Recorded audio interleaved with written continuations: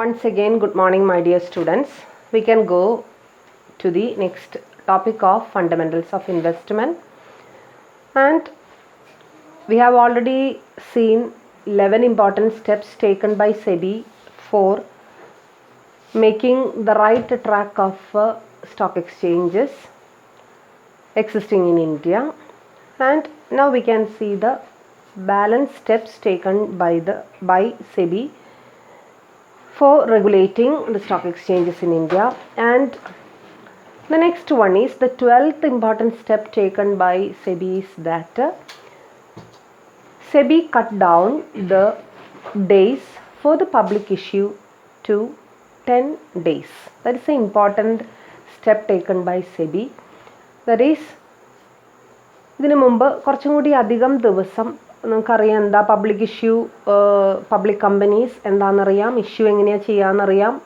ആദ്യം തന്നെ application form കൊടുത്ത് പ്രോസ്പെക്ടസ് കൊടുത്ത് ആപ്ലിക്കൻസിനെ ഇൻവൈറ്റ് ചെയ്ത് ആ ആപ്ലിക്കൻസിൽ നിന്നും we will select the most appropriate applicants and only to them the company will allot the shares. And allotment കഴിഞ്ഞ് കഴിഞ്ഞാൽ they will be issued share certificates and all those documents, and after that they become the shareholders of the company.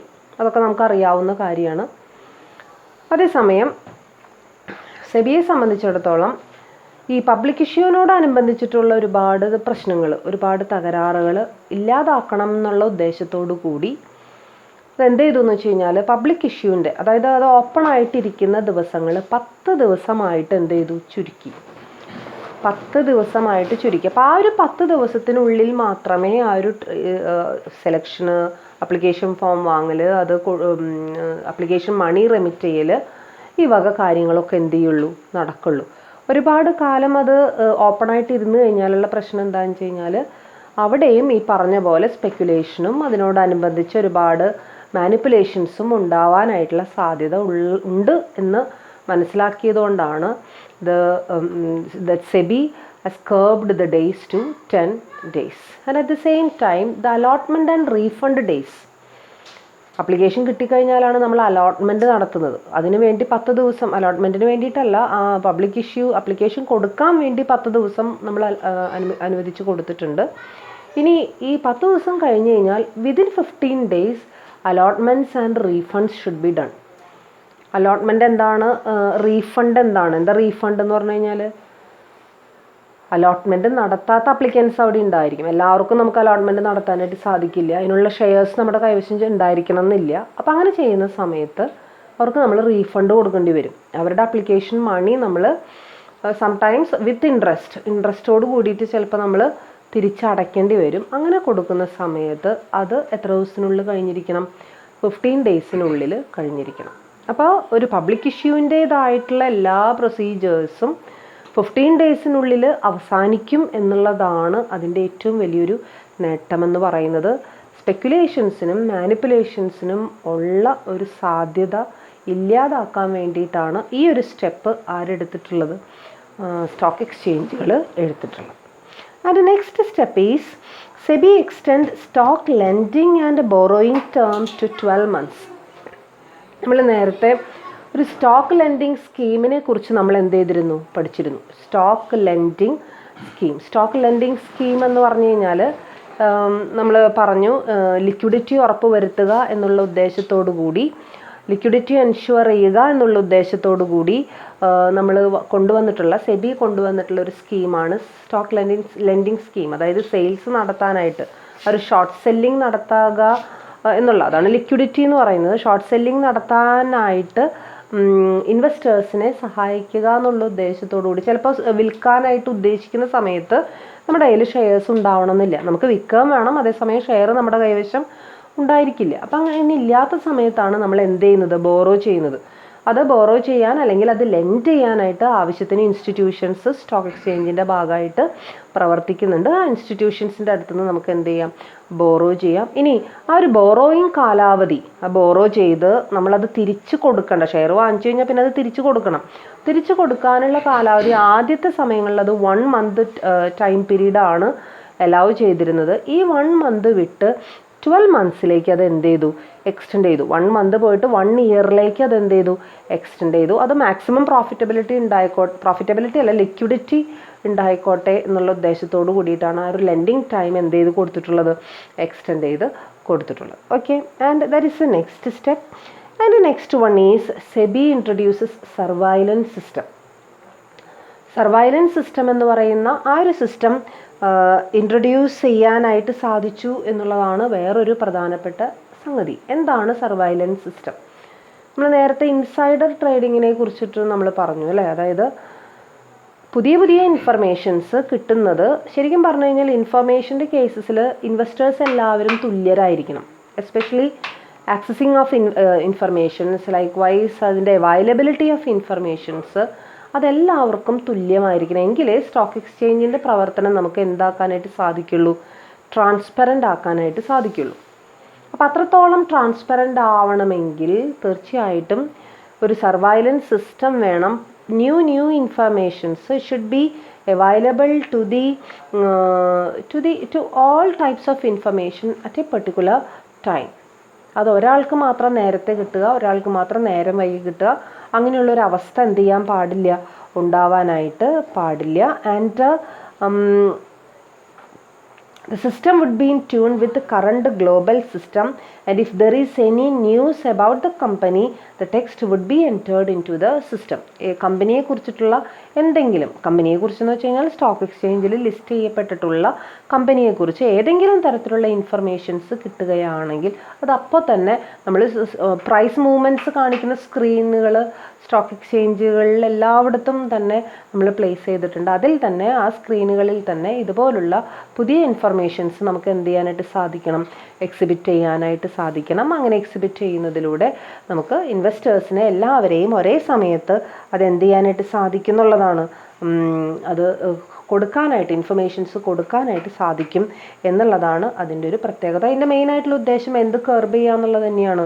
Insider trading കർബ് ചെയ്യുക, അതിനെ അവസാനിപ്പിക്കുക എന്നുള്ളതാണ് മെയിനായിട്ടുള്ള ഉദ്ദേശം. And next one is SEBI panel suggest changes to listing pact.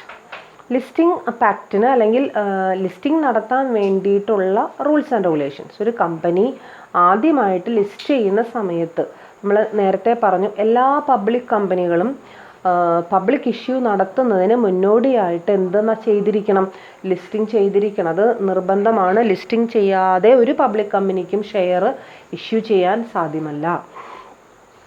ഇനി ഇവിടെ list ചെയ്യുന്ന സമയത്ത് ഒരുപാട് rules and regulations SEBI suggest ചെയ്യുന്നുണ്ട്. അതെന്തിനു വേണ്ടിയിട്ടാണെന്ന് വെച്ച് കഴിഞ്ഞാൽ ആഫ്റ്റർ ലിസ്റ്റിംഗ് അവിടെ പ്രശ്നങ്ങളൊന്നും ഉണ്ടാവാൻ പാടില്ല, ട്രാൻസാക്ഷൻസ് സുതാര്യമായിട്ട് നടത്തണം എന്നുള്ള ഉദ്ദേശത്തോട് കൂടിയിട്ടാണ് ഒരു ലിസ്റ്റിംഗ് പാക്റ്റ് അല്ലെങ്കിൽ ലിസ്റ്റിംഗ് റൂൾസ് ആൻഡ് റെഗുലേഷൻസ് എന്ത് ചെയ്യുന്നത്, പറയുന്നത്. ഇനി ഈ ലിസ്റ്റിംഗ് പാക്റ്റിൽ റൂൾസ് ആൻഡ് റെഗുലേഷൻസിൽ ഒരു പുതിയൊരു റൂള് സെബി എന്ത് ചെയ്തു, ആഡ് ചെയ്തു. ആ റൂള് ഇത്രത്തോളം ഉള്ളൂ. അതായത് കമ്പനികളുടെ ഓഡിറ്റഡ് സ്റ്റേറ്റ്മെൻറ്റ്സിലും അൺഓഡിറ്റഡ് സ്റ്റേറ്റ്മെൻറ്റ്സിലും അത് തമ്മിൽ കമ്പയർ ചെയ്യുമ്പോൾ മോർ ദാൻ 10% ഡിഫറൻസ് കണ്ടു കഴിഞ്ഞാൽ they are not eligible for listing in the company, and if they are after listing it is found out, they will be the SEBI will cancel their listing. ലിസ്റ്റിങ്ങിനെ അല്ലെങ്കിൽ delisting എന്നുള്ളൊരു വാക്കാണ് നമ്മളവിടെ use ചെയ്യുക. Delist ചെയ്യുക, list ചെയ്ത കമ്പനീനെ നമ്മൾ ആ listing ഇല്ലാതാക്കുമ്പോൾ വിളിക്കുന്ന പേരാണ് delisting. Listing and delisting. Okay, list ചെയ്യാന്ന് വെച്ചാൽ ലിസ്റ്റ് ചെയ്യുക എന്നർത്ഥം. ഡീലിസ്റ്റിംഗ് എന്ന് വെച്ചാൽ ഓൾറെഡി ലിസ്റ്റഡ് ആയിട്ടുള്ള കമ്പനീസിനെ അതിൻ്റെ ആ പേര് വെട്ടി അതിൽ നിന്നും പോരുക. That is delisting. ചിലപ്പോൾ കമ്പൽസറിലി ഡീലിസ്റ്റിംഗ് ഉണ്ടായിരിക്കാം, അല്ലെങ്കിൽ വോളണ്ടറിലി കമ്പനിയുടെ ഭാഗത്തു നിന്നുള്ള ഡീലിസ്റ്റിംഗ് അവിടെ നിന്ന് സംഭവിക്കാം. അപ്പോൾ ഇവിടെ നമ്മൾ ഉദ്ദേശിക്കുന്നത് കമ്പൽസറി ഡീലിസ്റ്റിങ്ങിനെ കുറിച്ചിട്ടാണ്. അഥവാ ഈ 10%-നേക്കാൾ അതായത് ഓഡിറ്റഡ് സ്റ്റേറ്റ്മെൻറ്റ്സും അൺഓഡിറ്റഡ് സ്റ്റേറ്റ്മെൻറ്റ്സും. ഓഡിറ്റിംഗ് എന്താണെന്ന് നിങ്ങൾക്കറിയാം. സ്റ്റേറ്റ്മെൻറ്റ്സ് ഓരോ ഇയറിലും ഫിനാൻഷ്യൽ സ്റ്റേറ്റ്മെൻറ്റ്സ് ഓഡിറ്റ് ചെയ്യണം എന്നുള്ളത് നിർബന്ധമാണ്. ഓഡിറ്റഡ് സ്റ്റേറ്റ്മെൻറ്റ്സ് ആണ് ബോർഡ് ഓഫ് ഡയറക്ടേഴ്സ് പാസ്സാക്കേണ്ടത്. അതാണ് ജനറൽ ബോഡിയുടെ മുമ്പിൽ അല്ലെങ്കിൽ ജനറൽ ബോഡി മീറ്റിങ്ങിൽ ഷെയർ ഹോൾഡേഴ്സിൻ്റെ മുൻപാകെ എന്ത് ചെയ്യേണ്ടത്, പ്രസൻറ്റ് ചെയ്യേണ്ടത്, അവരുടെ കയ്യിൽ നിന്നും സാങ്ഷൻ വാങ്ങേണ്ടത്. And in that meeting dividends will be declared and all these things. മെയിനായിട്ടുള്ള എല്ലാ കാര്യങ്ങളും നടക്കുന്നത് അങ്ങനെയുള്ള മീറ്റിങ്ങുകളിൽ വെച്ചിട്ടാണ്. അപ്പോൾ തീർച്ചയായിട്ടും ഇങ്ങനൊരു 10%-നേക്കാൾ കൂടുതലുള്ള ഒരു ഡിഫറൻസ് അവിടെ കാണിക്കുന്നുണ്ടെങ്കിൽ അതിൻ്റെ അർത്ഥം കമ്പനി വ്യക്തമായിട്ടുള്ള എന്തോ തിരിമറികൾ ബുക്സ് ഓഫ് അക്കൗണ്ട്സിൽ ചെയ്തിട്ടുണ്ട് എന്ന് തന്നെയാണ്. അപ്പോൾ അത് ഐഡൻറ്റിഫൈ ചെയ്യാനായിട്ട് സെബിക്ക് കഴിയുന്നുണ്ട് എന്നുള്ളതും, ഒരിക്കലും അങ്ങനെയുള്ള കമ്പനികളെ ലിസ്റ്റ് ചെയ്യാനായിട്ട് അവർ ആഗ്രഹിക്കുന്നില്ല എന്നും, ലിസ്റ്റ് ചെയ്തിട്ടുള്ള കമ്പനികളാണെങ്കിൽ അത് ഡീലിസ്റ്റ് ചെയ്യാനായിട്ടുള്ള ഒരു മൂവ്മെൻറ്റിന് സാധ്യതയുണ്ടെന്നുമാണ് ഇവിടെ ഈ സ്റ്റെപ്പിൽ എന്ത് ചെയ്യുന്നത് പറയുന്നത്. അപ്പോൾ ആ ലിസ്റ്റിംഗ് പാക്റ്റിൻ്റെ ആ ഒരു അതുവരെയും ഉണ്ടായിട്ടുള്ള റൂൾസ് ആൻഡ് റെഗുലേഷൻസിൽ നിന്നും ഒരു വ്യത്യസ്തമായിട്ടുള്ള റൂൾ ആൻഡ് റെഗുലേഷനാണ്, വ്യത്യസ്തമായിട്ടുള്ള ഒരു സംഭവമാണ് ഈ ലിസ്റ്റിംഗ് പാക്റ്റിൽ നമ്മൾ എന്ത് ചെയ്തിട്ടുള്ളത്, ഉൾപ്പെടുത്തിയിട്ടുള്ളത് എന്നുള്ളതാണ് നമുക്ക് പറയാൻ സാധിക്കും. And next one is that next step എന്ന് പറയുന്നത് SEBI panel to resolve pending grievances. അതുവരെയും പെൻഡിങ് ആയിട്ടിരുന്നിരുന്ന, അതുവരെയും എന്ന് വെച്ച് കഴിഞ്ഞാൽ സെബിയുടെ 1992 സെബി ഫങ്ഷനിങ് തുടങ്ങിയെന്നുള്ളത് നമ്മൾ പറഞ്ഞു. ആൻഡ് വിതിൻ 10 years, ഒരു 10 കൊല്ലത്തിനുള്ളിൽ സെബി വേണ്ട എല്ലാ ക്രമീകരണങ്ങളും അല്ലെങ്കിൽ വേണ്ട എല്ലാ നടപടികളും എടുത്തു എന്നുള്ളതാണ്. എന്തിനു വേണ്ടിയിട്ടാണ്? പെൻഡിങ് കംപ്ലയിൻറ്റ്സ് എന്തെങ്കിലും ഉണ്ടെങ്കിൽ അത് തീർപ്പാക്കാനുള്ള നടപടികൾ. അങ്ങനെ ഏകദേശം അവിടെ ഒരു കണക്ക് പറയുന്നത് ഏകദേശം 1702 കമ്പനീസ് വേർ ഡീലിസ്റ്റഡ് എന്നുള്ളതാണ് അവിടെ പറയുന്നത്. അപ്പോൾ എത്രത്തോളം കംപ്ലയിൻറ്റ്സ് അവിടെ പെൻഡിങ്ങിൽ ഉണ്ടായിരുന്നു എന്നും അതിൽ കമ്പനിക്കെതിരെ എത്രത്തോളം ആക്ഷൻസ് വന്നു എന്നുള്ളതും ആ നമ്പറിലൂടെ തന്നെ നമുക്ക് ഏകദേശം എന്തുണ്ട് ബോധ്യമായിട്ടുണ്ട്. ഇനി അവിടെ പറയുന്ന വേറൊരു എക്സാജറേറ്റഡ് ആയിട്ടുള്ള കാര്യം ഇത്രയേ ഉള്ളൂ.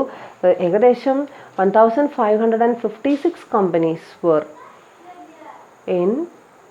they were listed in, എവിടെ ലിസ്റ്റ് ചെയ്തിട്ടുള്ള Bombay stock exchange.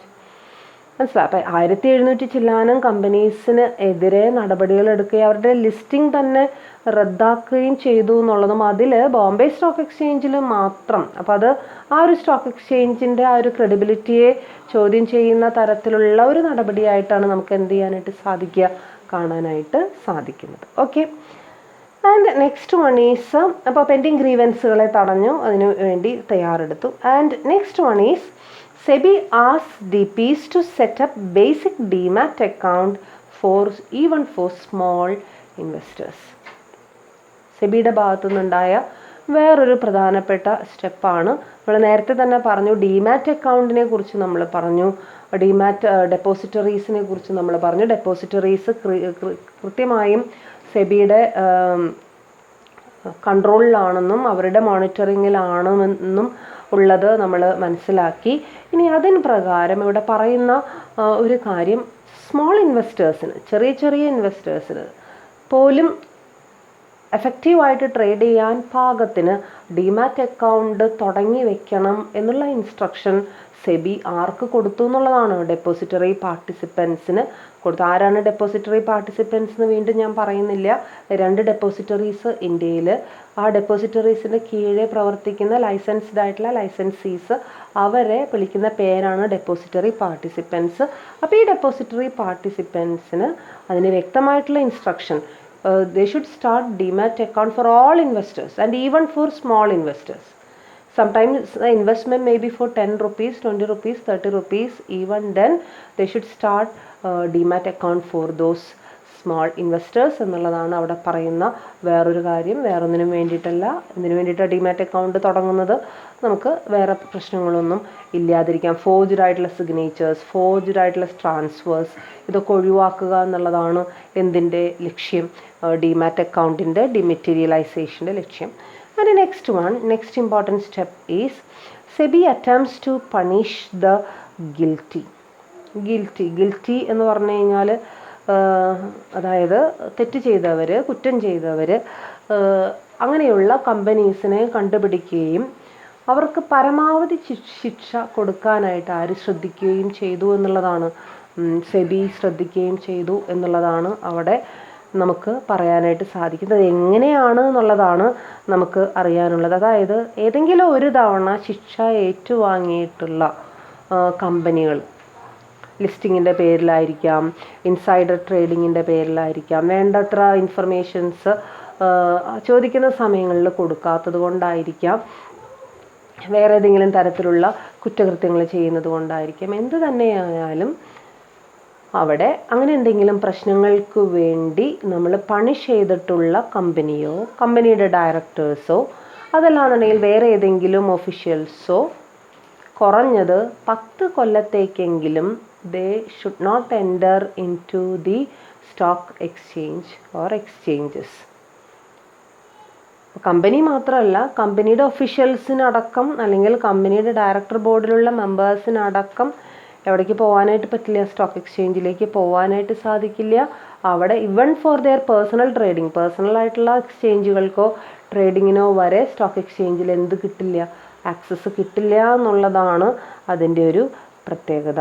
And from the date of such delisting, പ്രത്യേകിച്ചും ഡീലിസ്റ്റ് ചെയ്യപ്പെട്ടിട്ടുള്ള കമ്പനീസ് ആണെങ്കിൽ ആണ് നേരത്തെ പറഞ്ഞത്, ഏതെങ്കിലും ഒരു കുറ്റകൃത്യത്തിന് വേണ്ടി ഡീലിസ്റ്റിംഗ് ആണ് അതിൻ്റെ ഏറ്റവും എന്താ പറയുക മാക്സിമം ശിക്ഷ എന്ന് പറയുന്നത്. ലിസ്റ്റ് ചെയ്യപ്പെട്ടിട്ടുള്ള കമ്പനീനെ ഡീലിസ്റ്റ് ചെയ്യുക എന്ന് പറയുന്നതിലധികം ശിക്ഷ നമുക്ക് എന്ത് ചെയ്യാൻ പറ്റില്ല, കൊടുക്കാനായിട്ട് സാധിക്കില്ല. അങ്ങനെ കൊടുത്തിട്ടുണ്ടെങ്കിൽ പിന്നെ അവർക്ക് ആർക്കും തന്നെ, ആ കമ്പനിക്കോ അതിനോട് ബന്ധപ്പെട്ടിട്ടുള്ള യാതൊരു വ്യക്തികൾക്കോ ആ സ്റ്റോക്ക് എക്സ്ചേഞ്ചിൽ പിന്നെ എന്ത് ചെയ്യാൻ പറ്റില്ല, ട്രേഡ് ചെയ്യാൻ പറ്റില്ല. കുറഞ്ഞ 10 കൊല്ലം എന്ന് പറയുമ്പോൾ അറ്റ്ലീസ്റ്റ് അത്യാവശ്യം ഒരു കമ്പനിയെ സംബന്ധിച്ചിടത്തോളം അതിൻ്റെ എഫിഷ്യൻറ്റ് ലൈഫ് പീരീഡിൻ്റെ ഒരു മേജർ പോർഷനാണ് എന്ത് ചെയ്യുന്നത്, കടന്നു പോകുന്നത്. സോ തീർച്ചയായിട്ടും അതിന് സാധിക്കില്ല എന്നുള്ളതാണ് അവിടെ പറയുന്നത്. Next one, SEBI move to change listing norms to protect share holders interest and to increase the investors confidence.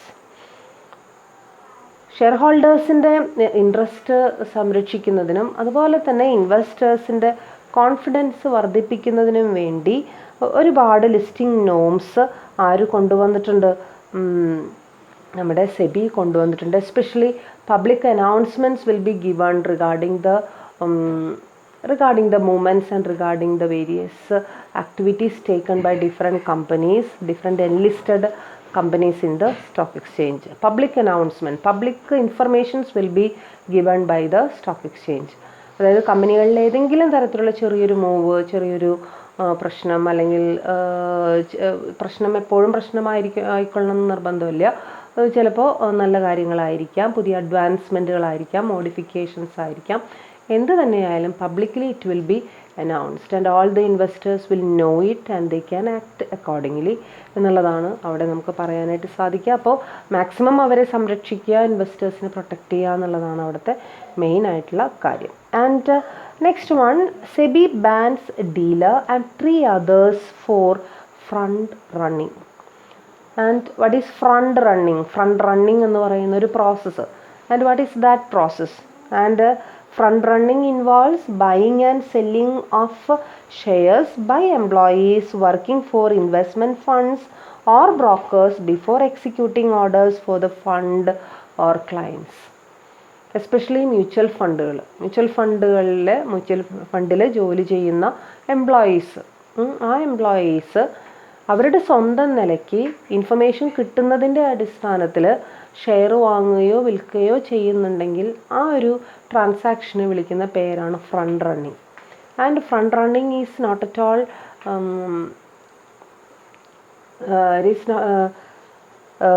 it cannot be sanctioned by SEBI, so it is completely banned by SEBI. and അതിന് പറയുന്നൊരു ഉദാഹരണം എന്താണെന്ന് വെച്ച് കഴിഞ്ഞാൽ, SEBI bans a dealer, ഒരു ഡീലറിനെ, and 3 persons who has worked along with this person, ഈ ഡീലറിൻ്റെ കൂടെ work ചെയ്തിട്ടുള്ള 3 പ്രോമിനൻ്റ് ആയിട്ടുള്ള വേറെ വ്യക്തികളെയും ഒരുമിച്ച് എന്ത് ചെയ്തു, കംപ്ലീറ്റ്ലി ബാൻ ചെയ്തു എന്നുള്ളതാണ്. പിന്നെ അവർ ലൈഫ് ടൈമിൽ എവിടേക്ക് കയറാൻ അനുവദിച്ചിട്ടില്ല, സ്റ്റോക്ക് എക്സ്ചേഞ്ചിലേക്ക് കയറാൻ അനുവദിച്ചിട്ടില്ല. സോ അതൊരു വലിയൊരു, അപ്പോൾ ഫ്രണ്ട് റണ്ണിങ് എന്ന് പറയുന്നത് കംപ്ലീറ്റ്ലി നമ്മൾ നിരോധിച്ചിട്ടുള്ള അല്ലെങ്കിൽ പ്രൊഹിബിറ്റ് ചെയ്യുന്ന ഒരു ആക്ടിവിറ്റി ആണെന്നും അതൊരിക്കലും ചെയ്യാൻ പാടില്ല എന്നും മറ്റുള്ളവർക്കും കൂടി പറഞ്ഞു കൊടുക്കുന്ന രീതിയിലുള്ള ഒരു ആക്ടിവിറ്റിയാണ് ആരുടെ ഭാഗത്തുനിന്ന് ഉണ്ടായിട്ടുള്ളത്, സെബിയുടെ ഭാഗത്തുനിന്ന് ഉണ്ടായിട്ടുള്ളത്. And often these employees act in concert with market operators who have the financial muscle to take up huge positions. അതായത് എപ്പോഴും ഈ എംപ്ലോയീസിൻ്റെ, ഇപ്പോൾ ബാൻ ചെയ്തിട്ടുള്ള എംപ്ലോയീസ് ഒരു 3 പേരെ ബാൻ ചെയ്തു എന്ന് നമ്മൾ പറഞ്ഞു. ഈ 3 പേരുടെ പ്രത്യേകത എന്താണെന്ന് വെച്ച് കഴിഞ്ഞാൽ മാർക്കറ്റ് ഓപ്പറേറ്റേഴ്സിനോടൊപ്പം ചേർന്ന് നിന്നുകൊണ്ട് പ്രവർത്തിക്കുന്ന ആൾക്കാരാണ്. അതായത് മാർക്കറ്റ് ഓപ്പറേറ്റേഴ്സ് എന്ന് വെച്ച് കഴിഞ്ഞാൽ നിങ്ങൾ കേട്ടിട്ടുണ്ട്, ബുൾ ഓപ്പറേറ്റേഴ്സ്, ബെയർ ഓപ്പറേറ്റേഴ്സ്. അപ്പോൾ അവർക്ക് പെട്ടെന്ന് മാർക്കറ്റിൻ്റെ ട്രെൻഡിനെ കുറിച്ച് അവർക്ക് എന്ത് ചെയ്യാൻ പറ്റും, മനസ്സിലാക്കാനായിട്ട് സാധിക്കും. അപ്പോൾ ആ ട്രെൻഡ് ആർക്ക് കൈമാറുകയും പറഞ്ഞു കൊടുക്കുകയും ഈ ഡീലേഴ്സിന് പറഞ്ഞു കൊടുക്കുകയും അതിൻ്റെ ബേസിസിൽ അവരെന്ത് ചെയ്യുകയും ചെയ്യുകയാണ്, ഷെയറിൻ്റെ വാങ്ങൽ വിൽപ്പനകൾ അവർ നടത്തുകയും ചെയ്തു.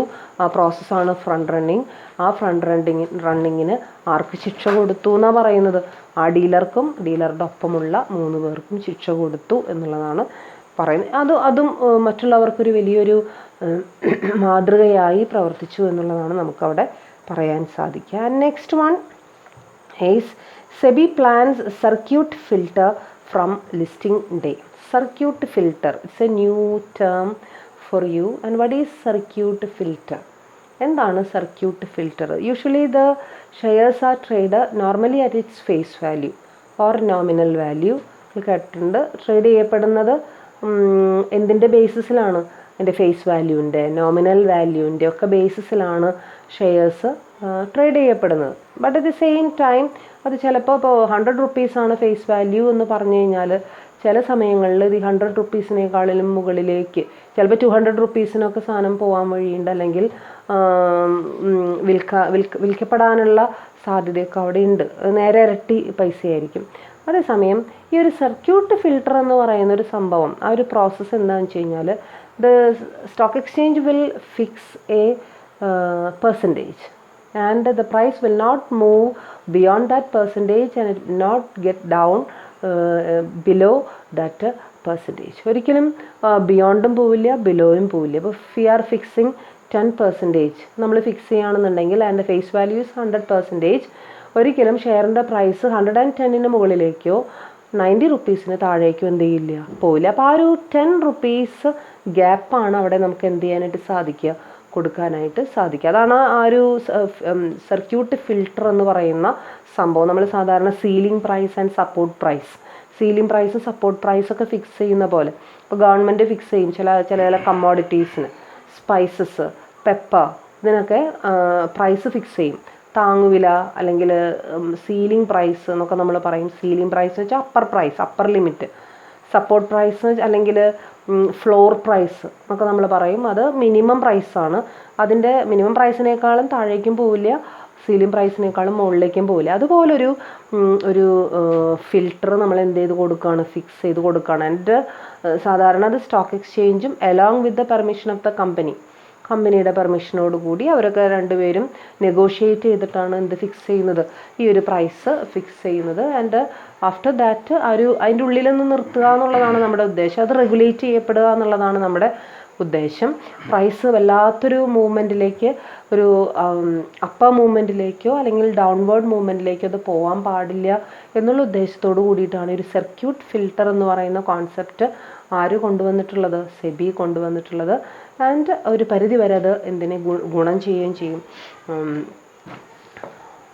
സ്റ്റോക്ക് എക്സ്ചേഞ്ചുകൾക്ക് ഗുണം ചെയ്യുകയും ചെയ്യും. And next one is SEBI acts for colour codes for mutual fund prices. Mutual ഫണ്ടുകളെ സംബന്ധിച്ച് എന്താണ് മ്യൂച്വൽ ഫണ്ടുകൾ എന്ന് നമുക്കറിയാം. There are various schemes under mutual. There are so many open ended schemes, close ended schemes, അല്ലെ, gold mutual funds and all these various types of mutual funds. ഓരോ mutual ഫണ്ടുകൾക്കും ഓരോ പ്ലാനുകൾക്കും ഓരോ സ്കീമുകൾക്കും stock exchange will allocate different colour codes and colour codes R given on the basis of the risk in the investment in various schemes. സ്കീമുകളുടെ risk ഫാക്ടറിനനുസരിച്ചിട്ടാണ് നമ്മൾ എന്ത് അലോക്കേറ്റ് ചെയ്ത് കൊടുക്കുന്നത്, കളർ കോഡുകൾ അലോക്കേറ്റ് ചെയ്ത് കൊടുക്കുന്നത്. And A scheme that Betz on high risk asset will be marked red. നല്ല ഹൈ റിസ്ക് ഉള്ള അസറ്റുകളാണെങ്കിൽ, ഹൈ റിസ്ക് ഉള്ള സ്കീമുകളാണെങ്കിൽ തീർച്ചയായിട്ടും അതിൻ്റെ കളർ എന്തായിരിക്കും? നമ്മൾ ഊഹിക്കുന്ന പോലെ തന്നെ റെഡ് ആയിരിക്കും. And while yellow will stand for moderate risk and green for low risk plans. Yellow ആണെങ്കിൽ moderate risk means average risk ഉള്ള ഇൻവെസ്റ്റ്മെൻറ്റ്, ആവറേജ് റിസ്ക് ഉള്ള സ്കീം. അതേസമയം ഗ്രീൻ ലേബിൾഡ് ആണെങ്കിൽ, ഗ്രീൻ കളേർഡ് ആണെന്നുണ്ടെങ്കിൽ സീറോ റിസ്ക് എന്ന് വേണമെങ്കിൽ നമുക്ക് എന്ത് ചെയ്യാം? എസ്യൂം ചെയ്യാം. അപ്പോൾ അതിനനുസരിച്ച് ഇൻവെസ്റ്റേഴ്സിന് എന്ത് ചെയ്യാനായിട്ട് സാധിക്കും? ഇൻവെസ്റ്റ് ചെയ്യാനായിട്ട്. And mutual fund schemes are also traded in the stock exchange. അല്ലേ, മ്യൂച്വൽ ഫണ്ട് സ്കീംസ് നമ്മൾ ഓപ്പൺ എൻഡഡ് സ്കീമിനെ കുറിച്ച് നമ്മൾ പറഞ്ഞു. ഓപ്പൺ എൻഡഡ് സ്കീമിൽ ഇൻവെസ്റ്റേഴ്സിന് നേരിട്ട് മ്യൂച്വൽ ഫണ്ടിലാണ് ഇൻവെസ്റ്റ് ചെയ്തിട്ടുള്ളതെങ്കിലും they can go directly to the stock exchange and they can directly involve in the trading of their securities. അതാണ് അവിടുത്തെ പ്രത്യേകത. സോ അത് ആ സ്കീമിൻ്റെ പ്രത്യേകത അതാണ്. അതേസമയം ക്ലോസ് എൻഡഡ് ആയിട്ടുള്ളതുകൊണ്ട്, ക്ലോസ് എൻഡഡ് എന്ന് വെച്ച് കഴിഞ്ഞാൽ ഇൻവെസ്റ്റേഴ്സിന് ഒരിക്കലും എക്സ്ചേഞ്ചിൽ പോയിട്ട് നേരിട്ട് പോയിട്ട് എന്ത് ചെയ്യാൻ പറ്റില്ല? ട്രേഡ് ചെയ്യാനായിട്ട് സാധിക്കില്ല.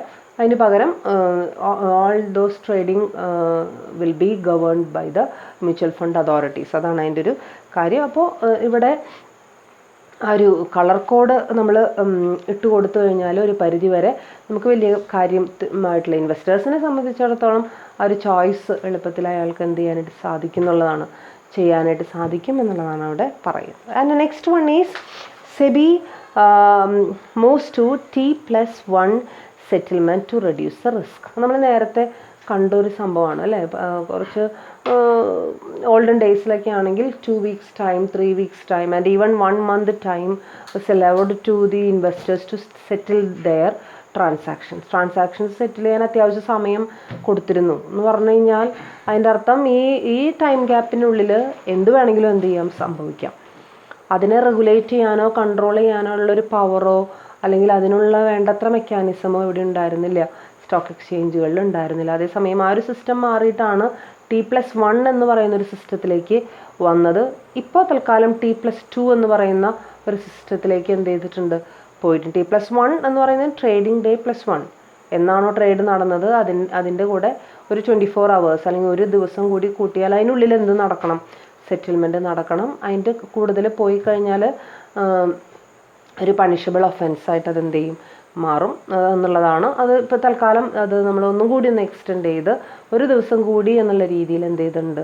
കൊടുക്കുന്നുണ്ട്. അപ്പോൾ T+2 എന്നുള്ള T stands for trading day and T+2 എന്നുള്ള ഒരു ബേസിസിലേക്ക് നമുക്ക് കൊണ്ടുവരാനായിട്ട് കഴിഞ്ഞിട്ടുണ്ട്. And next one is SEBI moves to curb market manipulation in low volume scripts. Low volume scripts എന്ന് വെച്ച് കഴിഞ്ഞാൽ കമ്പാരിറ്റീവ്ലി മറ്റുള്ള ഷെയർസിനേക്കാളും മറ്റുള്ള സെക്യൂരിറ്റീസിനെ കമ്പയർ ചെയ്യുമ്പോൾ വോളിയത്തിൽ കുറവുള്ള ഷെയർസ്, കുറവുള്ള securities and sometimes manipulations ഏറ്റവും കൂടുതൽ നടക്കുന്നത് അതുപോലുള്ള ഷെയർസിലായിരിക്കും. നമ്മൾ മൊത്തത്തിൽ നോക്കുമ്പോൾ സ്റ്റോക്ക് എക്സ്ചേഞ്ചിൻ്റെ മൊത്തം പ്രപ്പോർഷൻ നോക്കുന്ന സമയത്ത് ചിലപ്പോൾ കമ്പാരിറ്റീവ്ലി വളരെ ലെസർ വോളിയായിരിക്കും. അപ്പോൾ അതുകൊണ്ട് തന്നെ ശ്രദ്ധ കൂടുതൽ അവിടെ എന്ത് ചെയ്യണമെന്നില്ല, വരണമെന്നില്ല. അപ്പോൾ അങ്ങനെ വരുമ്പോൾ ഏറ്റവും കൂടുതൽ മാനിപ്പുലേറ്റ് ചെയ്യപ്പെടാനായിട്ടുള്ളൊരു മേഖലയായിട്ട് ചില ആൾക്കാരെങ്കിലും ആ മേഖലയെ സെലക്ട് ചെയ്യാനായിട്ടുള്ള സാധ്യതയുണ്ട്. അത് സെലക്ട് ചെയ്യാതിരിക്കുന്നതിനും വേണ്ടത്ര രീതിയിൽ ഉള്ള ശ്രദ്ധ അവിടെ വേണമെന്നും ഉള്ളതാണ് ആര് പറയുന്നത്? സെബി പറയുന്നത്. അതിലുള്ള മാനിപ്പുലേഷൻസ് തടയാനുള്ള എല്ലാ വിധത്തിലുള്ള സ്റ്റെപ്സും ആര് എടുത്തിട്ടുണ്ട്? സെബി എടുത്തിട്ടുണ്ട്. And orders for buy and sell in these scripts will be executed in 8-minute bursts once every hour. അതായത് 8-minute burst, അതായത് ബൈ ആൻഡ് സെല്ലിനുള്ള ഈ ഷോർട്ട് വോളിയമുള്ള സെക്യൂരിറ്റീസിലുള്ള ട്രേഡിങ് വിതിൻ 8 minutes നമ്മൾ എന്ത് ചെയ്യും? അതിൻ്റെ informations it will be published. So വലിയ കാര്യമായിട്ടുള്ള മാനിപ്പുലേഷൻസ് അവിടെ നമുക്ക് എന്ത് ചെയ്യാനായിട്ട് സാധിക്കില്ല എന്നുള്ളതാണ് അതിൻ്റെ ഒരു വേറൊരു കാര്യമായിട്ട് പറയുന്നത്. And next one is merchant banks can't refer clients for non market investment. സെബിയുടെ വേറൊരു പ്രധാനപ്പെട്ട മൂവ്മെൻ്റാണ്. മർച്ചൻറ്റ് ബാങ്കേഴ്സിനെ സംബന്ധിച്ചിടത്തോളം they cannot refer clients for alternative investments beyond securities markets such as corporate deposits and real estate. And SEBI said while rejecting a plea by this securities, SEBI confirmed that merchant bankers act as intermediaries between entities seeking to raise capital through sale of securities and the purchase of these securities. Stock എക്സ്ചേഞ്ചിനെ സംബന്ധിച്ചിടത്തോളം അവരുടെ പണി എന്തായിരിക്കണം? Sale and purchase of securities, and they are the intermediaries between sellers and buyers of securities, and they are not in a position to suggest to the investor any other way of investment like real estate and all these things. Real estate നിങ്ങൾ invest ചെയ്തോളൂ, അല്ലെങ്കിൽ bank deposit, അല്ലെങ്കിൽ corporate deposit എന്ന് വെച്ച് കഴിഞ്ഞാൽ കമ്പനികൾ വാങ്ങുന്ന ഡെപ്പോസിറ്റുകൾ. They are articles permits, they can accept deposits from the public based on some strict rules and regulations. അവർക്കത് ചെയ്യാവുന്നതാണ്. അപ്പം അങ്ങനെ ചെയ്യാനായിട്ട് ഒരിക്കലും സജസ്റ്റ് ചെയ്യാനായിട്ടുള്ള അധികാരം ആർക്കില്ല? മർച്ചൻറ്റ് ബാങ്കേഴ്സ്. ലൈക്ക്വൈസ് സ്റ്റോക്ക് എക്സ്ചേഞ്ചിന് അതിനുള്ള അധികാരമില്ല എന്നുള്ളതാണ് അതിൻ്റെ ഒരു പ്രത്യേകത. അങ്ങനെ അവർ ചെയ്യുന്നുണ്ടെങ്കിൽ they should not be treated as intermediaries between and intermediaries for the investors, and അവർ വേറെ ഏതെങ്കിലും രീതിയിൽ നമ്മൾ എന്ത് ചെയ്യേണ്ടി വരും? കണക്കാക്കേണ്ടി വരും. അപ്പം അങ്ങനെയുള്ള ആക്ടിവിറ്റീസ് ഒന്നും തന്നെ ആരുടെ ഭാഗത്തുനിന്ന് ഉണ്ടാവാൻ പാടില്ല? സ്റ്റോക്ക് എക്സ്ചേഞ്ചുകളുടെ ഭാഗത്തുനിന്ന് ഉണ്ടാവാൻ പാടില്ല. ഉണ്ടായി എന്നുള്ളത് ഐഡൻറ്റിഫൈ ചെയ്തു കഴിഞ്ഞാൽ they will take the necessary step. SEBI അതിനുള്ള സ്റ്റെപ്സ് എന്ത് ചെയ്യും? എടുക്കും. അപ്പോൾ ഇത്രയും സ്റ്റെപ്പുകളാണ് നമ്മൾ സെബിയുടെ ഒരു മോഡേണൈസേഷന് വേണ്ടി ആയിട്ടുള്ള സ്റ്റെപ്സായിട്ട് നമ്മൾ എന്ത് ചെയ്തത് മനസ്സിലാക്കിയത്. ഏകദേശം ഒരു 10-20 സ്റ്റെപ്സ് നമ്മൾ എന്ത് ചെയ്തിട്ടുണ്ട്? പഠിച്ചിട്ടുണ്ട്. Attempts of SEBI to put the securities market in the right track. Security മാർക്കറ്റിനെ റൈറ്റ് ട്രാക്കിലേക്ക് കൊണ്ടുവരിക എന്നുള്ള ഉദ്ദേശത്തോടു കൂടി എടുത്തിട്ടുള്ള ഒരു കുറച്ച് സ്റ്റെപ്സുകളാണ് നമ്മൾ. കുറച്ച് എന്ന് പറയാൻ പറ്റില്ല, കുറച്ചധികം സ്റ്റെപ്സുകൾ നമ്മൾ ഇവിടെ കണ്ടു.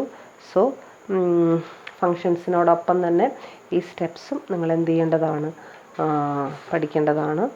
And now we can go for a small topic, that is investor awareness. And what is investor awareness? Investor awareness means the awareness of the investor regarding the various rules and regulations in the conduct of various transactions in connection with the securities. Sometimes he will not be able, or he may not be in a position to have as much as information relating to stock exchanges, relating to different types of securities, and relating to credit rating and all those things. Okay, then he will not be able to invest rightly in different shares, and sometimes this ignorance may make his investment an inefficient investment. So അതൊരിക്കലും സംഭവിക്കാൻ പാടില്ല എന്നുള്ള ഉദ്ദേശത്തോടു കൂടിയിട്ടാണ് ഈ investment awareness എന്താണ്, എങ്ങനെയാണ് ഇൻവെസ്റ്റേഴ്സിനെ aware ആക്കാനായിട്ട് സാധിക്കുക എന്നുള്ളത് നമ്മൾ ഈ ഒരു സിലബസിൽ, ഇൻവെസ്റ്റർ പ്രൊട്ടക്ഷൻ എന്നുള്ള സിലബസിൽ നമ്മൾ എന്ത് ചെയ്യുന്നത്? പഠിക്കുന്നത്. ആൻഡ് ഫസ്റ്റ് ഓഫ് ഓൾ ഇൻവെസ്റ്റേഴ്സിനെ അവെയർ ആക്കണം എന്നുണ്ടെങ്കിൽ first of all we should know the rights of an investor or the rights of a shareholder. എന്തൊക്കെയാണ് ഒരു ഷെയർ ഹോൾഡറുടെ അല്ലെങ്കിൽ ഒരു ഇൻവെസ്റ്ററുടെ റൈറ്റ് എന്നുള്ളത് നമുക്കും മനസ്സിലാവണം. അറ്റ് ദ സെയിം ടൈം ഇൻവെസ്റ്റേഴ്സിന് തന്നെ അത് ഒരു ബോധ്യം ഉണ്ടായിരിക്കണം. എങ്കിൽ മാത്രമേ എത്രത്തോളം അവർ അവെയർ ആണ്, അല്ലെങ്കിൽ ഞാനൊരു ഇൻവെസ്റ്റർ ആണെങ്കിൽ ഞാൻ എത്രത്തോളം അവെയർ ആണ് എന്നുള്ളത് എനിക്ക് എന്ത് ചെയ്യുള്ളൂ? മനസ്സിലാവുള്ളൂ. ഫസ്റ്റ് റൈറ്റ് എന്ന് പറയുന്നത് ഒരു ഷെയർ ഹോൾഡറെ സംബന്ധിച്ചിടത്തോളം അയാളുടെ ഫസ്റ്റ് റൈറ്റ് എന്ന് പറയുന്നത് it is to receive the share certificate.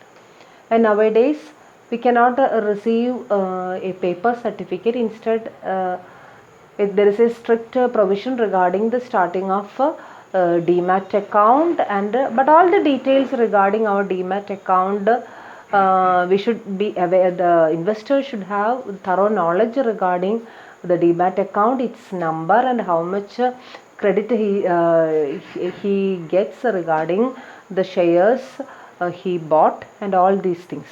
So that is his first right. And next one is to receive copies of annual report of the company, especially the audited reports of the company. Annual report കിട്ടാനും അതും audited reports കിട്ടാനുമുള്ള അധികാരം, അതിനുള്ള അവകാശം ആർക്കുണ്ട്? Share ഹോൾഡേഴ്സിനുണ്ട്. And the next one is that to participate and vote in general meeting either personally or through proxy. That's also an important thing, or that's also an important right of the shareholder. General meeting il sambandhikkanum, opinions publicly parayanum, at the same time if he is not in a position to attend that meeting personally, he can vote through the proxies. Proxiesilude ayalkku endu cheyanayittu sadhikkum, vote cheyanayittu sadhikkum. And next one is to receive dividend in due time once approved in the general meeting. General meetingil approve ചെയ്യപ്പെട്ടിട്ടുള്ള dividend ആണെങ്കിൽ അത് കിട്ടാനായിട്ടുള്ള അധികാരം ആർക്കുണ്ട്? Share ഹോൾഡേഴ്സിനുണ്ട്. Next one, to apply to company law board or company appellate tribunal to call or direct the annual general body meeting. If any company fails to call the annual general body meeting, the members or the shareholders have the capacity to call the general body meeting and to give a complaint regarding this to the company appellate tribunal. And the next one is to inspect the minute books of the general meeting to receive copies thereof. General meeting in the minutes means it's a document or it's a file in which all the procedures in the meetings have been recorded. Record ചെയ്ത് വെച്ചിട്ടുള്ള ഫയലിനെ അല്ലെങ്കിൽ ഡോക്യുമെൻറ്റിനെ വിളിക്കുന്ന പേരാണ് minutes. At any time A share holder can check and inspect and verify these minutes. And അതിനോടനുബന്ധിച്ച് എന്തെങ്കിലും തീരുമാനങ്ങൾ അയാൾക്ക് വേണമെന്നുണ്ടെങ്കിൽ, തീരുമാനങ്ങൾ അയാൾക്ക് എടുക്കണമെന്നുണ്ടെങ്കിൽ തീർച്ചയായിട്ടും എടുക്കാനുള്ള അവകാശവും അയാൾക്കുണ്ട്. And next one, he can proceed against the company by way of civil or criminal proceedings. Civil and criminal proceedingsലൂടെ കമ്പനിക്കെതിരെ ലീഗലായിട്ട് പോവാനായിട്ടുള്ളൊരു കപ്പാസിറ്റി അല്ലെങ്കിൽ അതിനുള്ള ഒരു സ്ട്രെങ്ത് ആർക്കുണ്ട്? ഷെയർ ഹോൾഡർക്ക് ഉണ്ട്. At the same time he can apply for the winding up of the company. You know what is winding up? It's an important procedure. This winding up procedure makes an end to the company. And ഈ ഒരു പ്രൊസീജിയറിന് initiate ചെയ്യാനായിട്ട് ആർക്ക് സാധിക്കും? നമ്മുടെ ഇൻവെസ്റ്റേഴ്സിന് സാധിക്കും. And next one, to receive the residual proceeds. Residual proceeds എന്ത് ചെയ്യാം? Receive ചെയ്യാം. And what is residual proceeds? അതായത് കമ്പനിക്കുള്ള പ്രോഫിറ്റിൽ നിന്നും വേണ്ടവർക്കൊക്കെ വീതിച്ച് കൊടുത്തതിന് ശേഷം അതിൽ ബാക്കിയുള്ള എന്തെങ്കിലും residue, especially equity share holders, they have the capacity to share those proceeds. ആ പ്രൊസീഡ്സ് ഷെയർ ചെയ്യാൻ, റെസിഡ്യൂ ഷെയർ ചെയ്യാൻ ആർക്ക് അവകാശമുണ്ട്? ഇക്വിറ്റി ഷെയർ ഹോൾഡേഴ്സിന് പ്രത്യേകിച്ചും അവകാശമുണ്ട്. Next one, to receive offer to subscribe right shares in case of further issues of shares. Further issue നടക്കുന്നുണ്ടെങ്കിൽ അതിനോടനുബന്ധിച്ചിട്ടുള്ള ഷെയർസ്, റൈറ്റ് ഷെയർസ് ആക്സെപ്റ്റ് ചെയ്യാനും അത് റിസീവ് ചെയ്യാനും ആർക്ക് അവകാശമുണ്ട്? ഇക്വിറ്റി ഷെയർസിന് അവകാശമുണ്ട്. Next one, to receive offer under take over or buyback offer under SEBI regulation. SEBI റെഗുലേഷൻസിൻ്റെ കീഴിൽ ബൈബാക്ക് ഓഫർ എന്തെങ്കിലും ഉണ്ട് എന്നുണ്ടെങ്കിൽ ആ ബൈബാക്ക് ഓഫർ ആക്സെപ്റ്റ് ചെയ്യാനായിട്ടുള്ള അവകാശം ഷെയർ ഹോൾഡേഴ്സിനുണ്ട്. Next one, besides above rights which they enjoy, an individual shareholder also enjoy the following rights as a group, that is to requisite an extraordinary general meeting. ഒരു extraordinary general meeting അതിന് വേണ്ടിയിട്ട് request കൊടുക്കാനായിട്ടുള്ള, extraordinary means ordinary general മീറ്റിങ്ങിന് പുറമേ വരുന്ന മീറ്റിങ്ങിന് വിളിക്കുന്ന പേരാണ് extraordinary general meeting. Ordinary general meeting എന്ന് വെച്ചാൽ അത് എല്ലാ കൊല്ലവും റുട്ടീനായിട്ട് നടക്കുന്ന മീറ്റിംഗാണ്. അതേസമയം ഓൺലി സീരിയസ് ഇഷ്യൂസ് എന്തെങ്കിലും ഉണ്ടെങ്കിൽ മാത്രമേ എക്സ്ട്രാ ഓർഡിനറി ജനറൽ മീറ്റിങ്ങിനെ കുറിച്ച് നമ്മൾ എന്ത് ചെയ്യുള്ളൂ? ചിന്തിക്കുള്ളൂ. And next one is that to requisite and extraordinary. And next one, to demand a poll or on any resolution. To demand a poll. Poll means voting through പോളിങ്ങിലൂടെ vote ചെയ്യുന്ന ആ ഒരു രീതിക്ക് വേണ്ടി അല്ലെങ്കിൽ അങ്ങനെ വോട്ടിംഗ് നടക്കണം എന്ന് റിക്വസ്റ്റ് ചെയ്യാൻ on any resolution, any type of resolution എന്ന് വെച്ച് കഴിഞ്ഞാൽ നമ്മൾ കമ്പനിയോടനുബന്ധിച്ച് മീറ്റിങ്ങിൽ എടുക്കുന്ന സുപ്രധാന തീരുമാനങ്ങൾ, ആ തീരുമാനങ്ങൾ എന്തിനെ ബേസ് ചെയ്തിട്ട്, പോളിങ്ങിനെ ബേസ് ചെയ്തിട്ട് എടുക്കാനുള്ള റിക്വസ്റ്റ് ആർക്ക് കൊടുക്കാനായിട്ട് സാധിക്കും? ഷെയർ ഹോൾഡേഴ്സിന് കൊടുക്കാൻ സാധിക്കും. Next one, to apply to CLB to investigate affairs of the company. CLB means company law board. Company law board എന്ന് മുന്നത്തെ പേരാണ്. അതിൻ്റെ പേര് കമ്പനീസ് അപ്പലറ്റ് ട്രിബ്യൂണൽ എന്നാക്കിയിട്ട് പിന്നെ എന്ത് ചെയ്തിട്ടുണ്ട്, മാറ്റിയിട്ടുണ്ട്. അപ്പോൾ കമ്പനി ലോ ബോർഡിന് പകരം ഇത് കോടതിയാണ്. കമ്പനിയുടെ കാര്യങ്ങൾ മാത്രം ഡീൽ ചെയ്യപ്പെടുന്ന കോടതികളെയാണ് നമ്മൾ കമ്പനീസ് അപ്പലറ്റ് ട്രിബ്യൂണൽ എന്ന് വിളിക്കുന്നത്. അപ്പോൾ ആ കമ്പനി അപ്പലറ്റ് ട്രിബ്യൂണലിന് കമ്പനിയുടെ കാര്യങ്ങൾ ഇൻവെസ്റ്റിഗേറ്റ് ചെയ്യണം, അല്ലെങ്കിൽ എന്തെങ്കിലും പ്രശ്നങ്ങൾ അവിടെ ഉണ്ട് എന്നുള്ളൊരു പരാതി ബോധിപ്പിക്കാനും ഇൻവെസ്റ്റിഗേഷന് വേണ്ടിയിട്ട് റിക്വസ്റ്റ് ചെയ്യാനായിട്ടുള്ള സാധ്യത അവിടെയുണ്ട്. Next one, to apply for the relief in case of operation and or mismanagement. ഏതെങ്കിലും തരത്തിലുള്ള മിസ്മാനേജ്മെൻറ്റോ ഓപ്പറേഷൻസ് മീൻസ് ഏതെങ്കിലും തരത്തിലുള്ള അടിച്ചമർത്തലുകളോ മൈനോറിറ്റി ഷെയർ ഹോൾഡേഴ്സിൻ്റെ ഇൻട്രസ്റ്റുകൾ യഥാവിധി പാലിക്കപ്പെടാതെ പോകുന്നൊക്കെ ഉള്ളൊരവസ്ഥയുണ്ട് എന്നുണ്ടെങ്കിൽ ആ കാര്യങ്ങൾ നമുക്ക് അപ്പലറ്റ് ട്രിബ്യൂണലിനെ അറിയിക്കാനും എതിരെയുള്ള നടപടികൾ എടുപ്പിക്കാനും സാധിക്കും എന്നുള്ളതാണ്. ഇതൊക്കെയാണ് സാധാരണ രീതിയിൽ. ഒരുപാട് പ്രൊസീജിയേഴ്സ് അവിടെ വരുന്നുണ്ട്. ഷെയർസും സെക്യൂരിറ്റീസിനോടനുബന്ധിച്ച് വരുന്ന ഒരുവിധം എല്ലാ പ്രോസസ്സുകളും നമ്മൾ അവിടെ എന്ത് ചെയ്ത് കഴിഞ്ഞു, പറഞ്ഞു കഴിഞ്ഞു. ഇതിനൊക്കെ വേണ്ടിയിട്ടുള്ള സ്റ്റെപ്സ് എടുക്കാനും അതിന് വേണ്ടിയിട്ട് കാര്യങ്ങൾ ചെയ്യാനും ഉള്ള റൈറ്റ് ആർക്കുണ്ട് എന്നുള്ളതാണ്. ഷെയർ ഹോൾഡേഴ്സിനുണ്ട്, ഇൻവെസ്റ്റേഴ്സിനുണ്ട്. അത് മനസ്സിലാക്കിയാൽ മാത്രമേ എത്രത്തോളം നമ്മൾ അവെയറാണ്, എത്രത്തോളം നമുക്കത് ചെയ്യാനായിട്ട് സാധിക്കും എന്ന് നമുക്ക് എന്ത് ചെയ്യാനായിട്ട് എങ്കിൽ മാത്രമേ അയാളുടെ ഇൻവെസ്റ്റ്മെൻറ്റ് എഫിഷ്യൻ്റ് ആവുള്ളൂ. അതല്ലാന്നുണ്ടെങ്കിൽ കുറച്ച് പൈസ ഏതെങ്കിലും ഒരു ഷെയറിൽ പോയിട്ട് ഇൻവെസ്റ്റ് ചെയ്തു, അതിൽ നിന്ന് റിട്ടേൺസ് കിട്ടിയാലായി ഇല്ലെങ്കിലായി എന്നുള്ള ഒരു രീതി മാത്രമേ അവിടെ നമുക്ക് എന്ത് ചെയ്യാൻ പറ്റുള്ളൂ, ഫോളോ ചെയ്യാനായിട്ട് സാധിക്കുള്ളൂ. So these are the important rights of shareholder. And at the same time rights ഉള്ളതുപോലെ തന്നെ security holder or a shareholder have some responsibilities also. അല്ലേ, റൈറ്റ് ഉണ്ടെങ്കിൽ തീർച്ചയായിട്ടും അവിടെ എന്തും ഉണ്ടാവും, റെസ്പോൺസിബിലിറ്റീസ് ഉണ്ടാവും. And first one is he should be very specific means കൃത്യമായിട്ട് കാര്യങ്ങൾ ചെയ്യുന്ന, കൃത്യമായിട്ട് അവലോകനങ്ങൾ നടത്തുന്ന, കൃത്യമായിട്ട് കാര്യങ്ങൾ മനസ്സിലാക്കുന്ന ഒരു വ്യക്തിയായിരിക്കണം ആര്, this investor. And next one, he should always try to remain informed. Information കിട്ടുന്നത് എവിടെ നിന്നാണോ, ഏത് ഭാഗത്തു നിന്നാണോ, എങ്ങനെയാണോ കിട്ടുന്നത്, അത് തീർച്ചയായിട്ടും അത് അറിയാനും ആ സോഴ്സുകളെ ഡിപ്പെൻഡ് ചെയ്യാനും ആര് ശ്രദ്ധിച്ചിരിക്കണം, ഇൻവെസ്റ്റേഴ്സ് ശ്രദ്ധിച്ചിരിക്കണം. So next one is he should be vigilant ആയിരിക്കണം. Due to carelessness or due to എന്താ പറയുക, ഒരു കോമൺ സെൻസ് ഇല്ലാതെ പ്രവർത്തിക്കുന്നത് കൊണ്ടുണ്ടാവുന്ന ദൂഷ്യഫലങ്ങൾക്ക് ഒരിക്കലും വേറൊരാളെയും നമുക്ക് എന്ത് ചെയ്യാൻ പറ്റില്ല, കുറ്റം പറയാൻ പറ്റില്ല. So the investor himself should be very vigilant at all times. And next one, you should to participate and vote in the general മീറ്റിങ്ങിൽ പാർട്ടിസിപ്പേറ്റ് ചെയ്താൽ മാത്രമേ നമുക്ക് ജനറൽ മീറ്റിങ്ങിൽ എന്തൊക്കെ പ്രൊസീഡിങ്സ് എടുക്കുന്നുണ്ട്, എങ്ങനെയൊക്കെയാണ് കാര്യങ്ങൾ ചർച്ച ചെയ്യുന്നത് എന്ന് നമുക്ക് എന്ത് ചെയ്യാൻ പറ്റുള്ളൂ, മനസ്സിലാക്കാനായിട്ട് സാധിക്കില്ല. അറ്റ് ദ സെയിം ടൈം അതിൻ്റെ പ്രൊസീഡിങ്സിൽ വോട്ട് ചെയ്യേണ്ട സംഭവങ്ങളാണെന്നുണ്ടെങ്കിൽ പലതരം വോട്ടുകളുണ്ട്.